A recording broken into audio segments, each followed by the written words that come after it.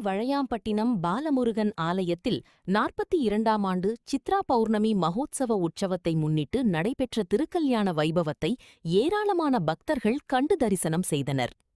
மயிலாடுதுறை மாவட்டம் குத்தாலம் தாலுகா வழுவூர் கிராமம் வழையாம்பட்டினத்தில் அருள்மிகு பாலமுருகன் ஆலயம் உள்ளது.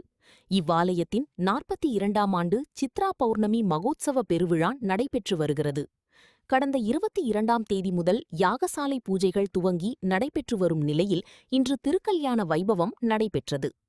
தேவசேனா சமேத சுப்பிரமணிய சுவாமி ஆலய மண்டபத்தில் எழுந்தருள செய்யப்பட்டு ஊஞ்சல் உற்சவம் நடைபெற்றது. தொடர்ந்து காப்பு கட்டி மாலை மாற்றுதல் கன்யாதானம் செய்யப்பட்ட திருக்கல்யாண வைபவத்தில் மாங்கல்ய தாரணம் நடைபெற்றது.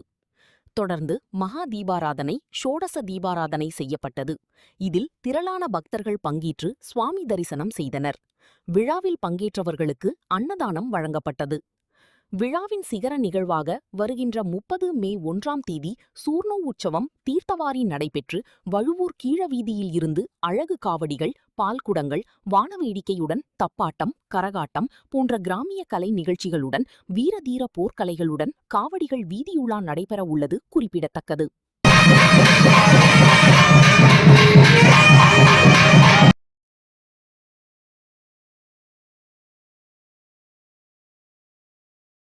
श्री हिमगिरिराज सर्वमंत्री